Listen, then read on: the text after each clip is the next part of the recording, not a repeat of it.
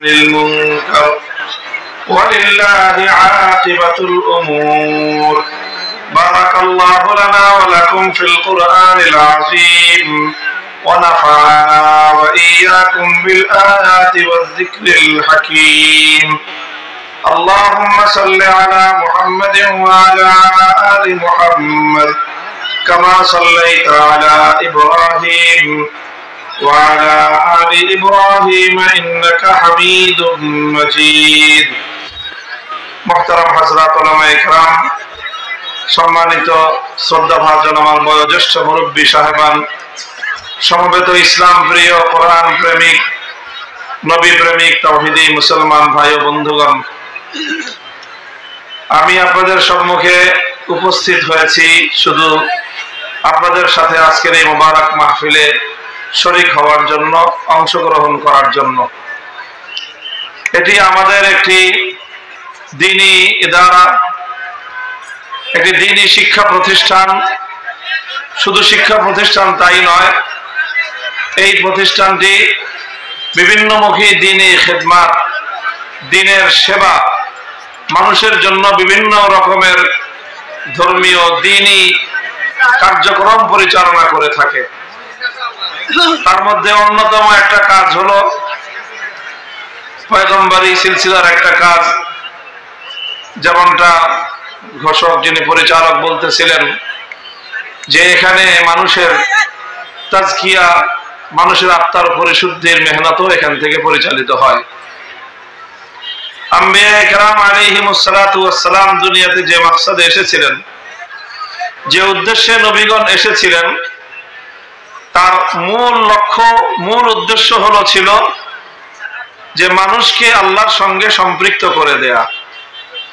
মানুষকে আল্লাহ সৃষ্টি করে দুনিয়াতে পাঠিয়েছেন এবং আল্লাহ মানুষকে বলে দিয়েছেন যে দুনিয়াতে যাও, দুনিয়াতে আমি তোমাদেরকে স্বাধীনতা দিয়ে দিলাম, তোমরা আমাকে মনে রাখতেও পারো, ভুলেও যেতে পারো, এরকম একটা পরিবেশ, এরকম একটা স্বাধীনতা তোমরা লাভ করবা দুনিয়াতে। মানুষ যেন এই স্বাধীনতাটা পেয়ে আল্লাহকে ভুলে না যায়, কারণ আল্লাহকে ভুলে গেলে মানুষের জীবনের পতন অনিবার্য। তো মানুষ যেন এই পতনের অতল গহ্বরে নিপতিত না হয়, বরং মানুষ যেন আল্লাহকে স্মরণে রেখে তার চিরস্থায়ী পরকালের জীবনে আল্লাহর কাছে ফিরে গিয়ে সে যেন আবার পুরস্কৃত হতে পারে, এই মহান উদ্দেশ্যেই আল্লাহ পাক রব্বুল আলামিন আম্বিয়া ইকরাম আলাইহিমুস সালাম নবীগণকে আল্লাহ পাঠিয়েছেন। এবং আমাদের সর্বশেষ নবী, আখেরি নবী হযরত মুহাম্মদুর রাসূলুল্লাহ সাল্লাল্লাহু আলাইহি ওয়াসাল্লামের যে আগমনের উদ্দেশ্য আল্লাহ পাক কোরআনে পাকের মধ্যে বর্ণনা করেছেন, তার মধ্যে এই মৌলিক কথাটা আছে, হুয়াল্লাযী বা'আসা ফিল উম্মিয়্যিনা রাসূলাম মিনহুম ইয়াতলু আলাইহিম আয়াতিহি ওয়া ইউযাক্কিহিম ওয়া ইউআল্লিমুহুমুল কিতাবা ওয়াল হিকমা ওয়া ইন কানু মিন ক্বাবলু লাফী দালালিম মুবিন। আল্লাহ পাক রব্বুল আলামিন কোরআনে পাকের দুই জায়গায়, সূরাতুল জুমার মধ্যে এবং সূরাতুল বাকারার মধ্যে, না সূরা আলে ইমরানের মধ্যে আল্লাহ পাক রব্বুল আলামিন কাছাকাছি একই শব্দে নবীর আগমনের উদ্দেশ্য বর্ণনা করেছেন এবং নবীর কাজ কি হবে, নবীওয়ালা কাজ, সেই নবীওয়ালা চারটা কাজের কথা আল্লাহ উল্লেখ করেছেন, একটার পরে একটা, একটার পরে একটা। কয়টা কাজ? এই সবগুলি কাজই হলো আল্লাহর কোরআনকে কেন্দ্র করে।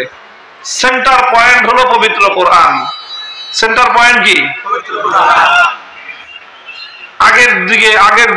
আগের দিনে গ্রাম দেশে গরু দিয়ে ধান মলাই করতো না? দেখছেন আপনারা? শহরের মানুষরা দেখে না, গ্রামের মানুষ আগে দেখতো, এখন তো তাও দেখে না। আমাদের গ্রামের, আমার নানার বাড়ি গ্রামে ছিল, আমরা আগে দেখেছি, মাঝখানে একটা খুঁটি থাকে, ওই খুঁটির সাথে গরুর রশি বাঁধা থাকে, একটার গরুর সাথে আরেকটা, আরেকটার সাথে আরেকটা, তিনটা, চারটা, পাঁচটা গরু এভাবে বাঁধা হয়। এরপরে গরুগুলো ঘুরতে থাকে আর গরুর পায়ের নিচে ধান মলাই হতে থাকে। ঠিক। তো গরু যতই ঘুরুক, কিন্তু সেন্টার পয়েন্ট কয়টা? একটা।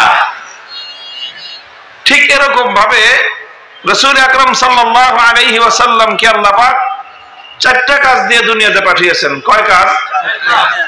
কাজ চারটা হতে পারে, কিন্তু সেন্টার পয়েন্ট কয়টা? সেটা হলো আল কোরআন। সেন্টার পয়েন্ট কি? কোরআনে পাক। কোরআনকে কেন্দ্র করে চারটা দায়িত্ব আল্লাহর নবীকে আল্লাহ দিয়েছেন। এক নম্বর দায়িত্ব হলো ইয়াতলু আলাইহিম আয়াতিহি। এক নম্বর কাজ হলো যে তিনি মানুষকে কোরআনে পাকের তেলাওয়াত শোনাবেন। শুধু তেলাওয়াত শোনাবেন।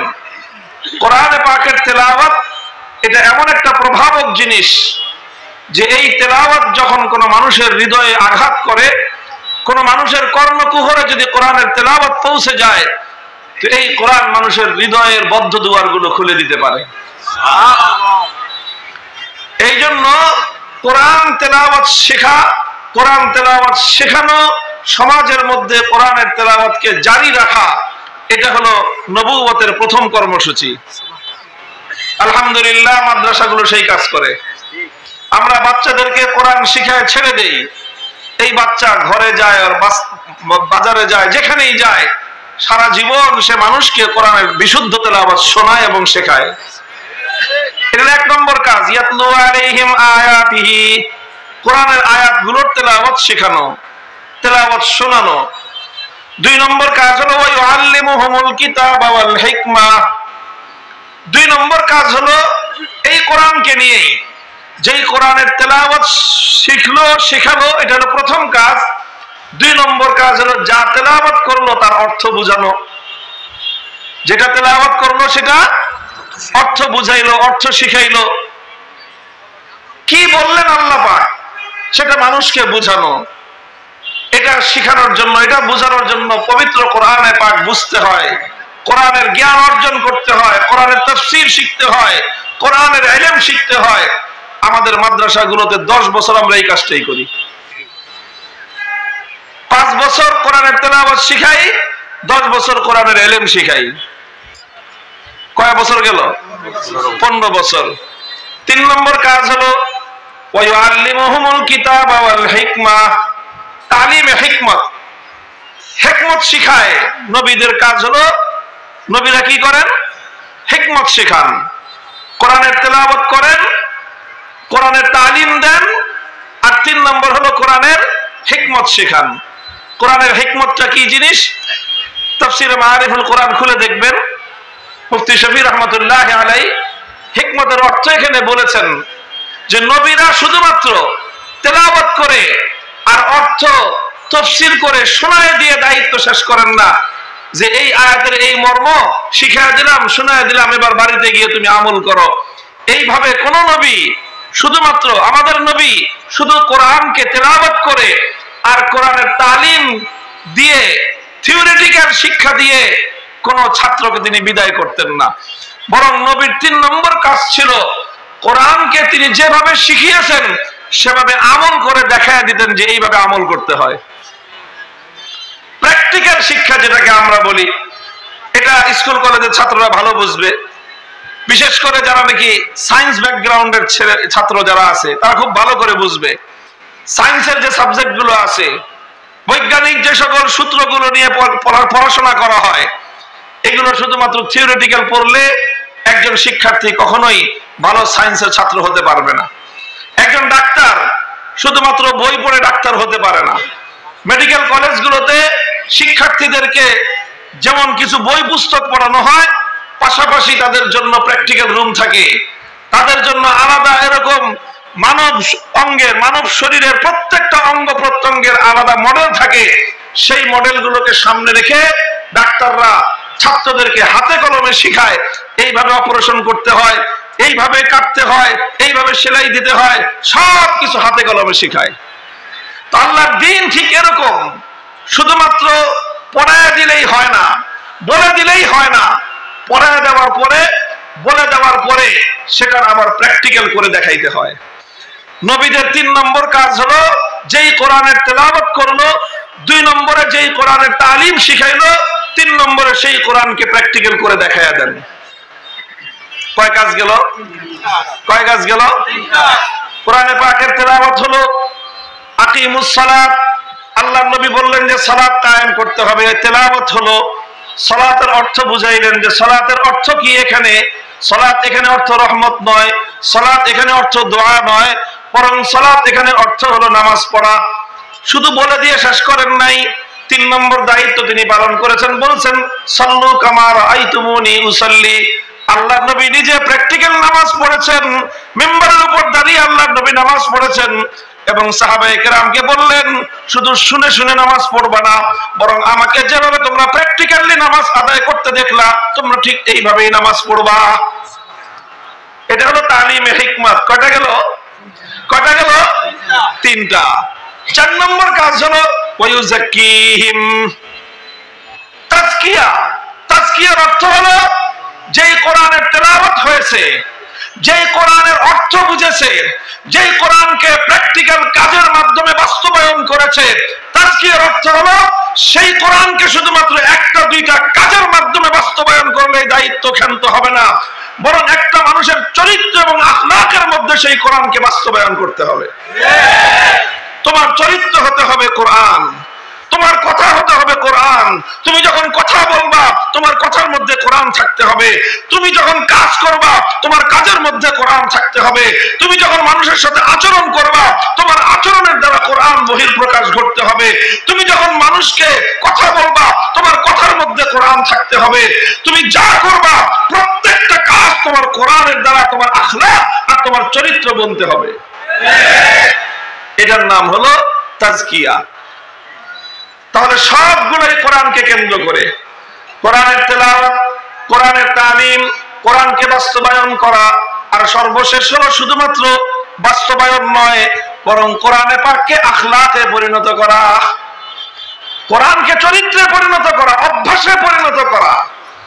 আল্লাহর নবী সম্পর্কে এজন্যই বলা হয়েছে কানা খুলুকুহু আল কোরআন, কানা খুলুকুহু আল কোরআন। এটা হলো তাজকিয়া, আসল তাজকিয়া এটা, যে আমার অভ্যাস হবে কোরআন, কোরআন যেটা বলবে সেটাই আমার অভ্যাস, কোরআন যেটা বলবে সেটাই আমার চরিত্র। আমি দিনের দুশমনের সঙ্গে আমার আচরণ কেমন হবে, কোরআন যেটা বলবে সেটাই হবে আমার দুশমনের সঙ্গে চরিত্র। আল্লাহর দিনের দুশমন যে তার সঙ্গে আমার কি চরিত্র হবে, আল্লাহর যে দোস্ত তার সঙ্গে আমার কি আচরণ হবে, কোরআন যা বলবে সেটাই হবে আমার আচরণ। তুমি যদি আমার দিনের বিপক্ষে দাঁড়িয়ে যাও, তুমি যে হও না কেন আমার চেয়ে তোমার কোনো দুশমন কেউ নাই। তুমি যদি তুমি দিনের পক্ষে হও, আল্লাহর পক্ষে হও, ব্যক্তিগত রেষারেষি থাকতে পারে, দিনের প্রশ্নে তোমার চেয়ে আমার চেয়ে তোমার বড় বন্ধু কেউ নাই। এটাই হলো ইসলামের সূত্র। কথা বুঝে আসছে আপনাদের? মনে থাকবে কথা? আল্লাহ পাক বুঝার তৌফিক দান করেন।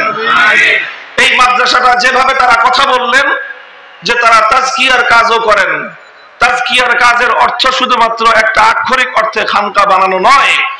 তাজকিয়ার অর্থ হলো যে প্রতিটা ছাত্রকে, প্রতিজন শিক্ষার্থীকে এবং প্রতিজন মুসলিমকে, অন্তত যারা আপনাদের কাছে আসবে তাদের চরিত্র যেন কোরআন অনুযায়ী গঠিত হয় সেই চেষ্টা করা। মুহতারাম হাজিরিন, এই কোরআনী চরিত্র বাস্তবায়ন করতে গিয়ে, এই কোরআনের এক একটা বিধানকে আল্লাহর জমিনে বাস্তবায়ন করতে গিয়ে অনেক বন্ধুদেরকে শত্রুতে পরিণত করতে হয়। আমরা তখন 2বার ভাববো না যে অমুকের তো আমার সাথে তার খাতির ছিল, অমুকের সঙ্গে তো আমার আত্মীয়তার সম্পর্ক ছিল, অমুকে তো আমার বন্ধু ছিল, অমুকের সাথে তো আমার ব্যবসা বাণিজ্যের সম্পর্ক আছে, অমুকের সাথে তো আমার অর্থনৈতিক স্বার্থ জড়িত আছে। আল্লাহর কসম খেয়ে বলি, তুমি যখন আল্লাহর জন্য, আল্লাহর দ্বীনের জন্য দুনিয়ার সমস্ত সম্পর্ক ছিন্ন করতে পারবা তখনই তুমি ঈমানদার। এই জন্য দেখবেন আমাদের কথা কিন্তু পরিষ্কার, সবার সাথেই পরিষ্কার। আমরা কারো চেহারা দেখে সম্পর্ক করি না, কারো চেহারা দেখে সম্পর্ক ভাঙিও না। তোমরা যারা কোরআনের বিপক্ষে দাঁড়াবা তোমরা আমাদের জানের দুশমন। হতে পারো তুমি আমার এক মায়ের পেটের ভাই, হতে পারো তুমি আমার খালাতো ভাই, মামাতো ভাই। পরিষ্কার কথা। এই আওয়ামী লীগের লোকেরা শুনে রাখেন, আপনাদের সঙ্গে আমাদের আর কোনো বিরোধ নয়, বিরোধ একটাই, সেটা হলো আপনাদের নেতারা নেত্রীরা আলেম ওলামাদেরকে নির্বিঘ্নে আল্লাহর কোরআনের কথা বলতে দিত না। আল্লাহর কোরআনের কথা আমাদের কাছ থেকে তারা শুনতে বরদাস্ত করতো না।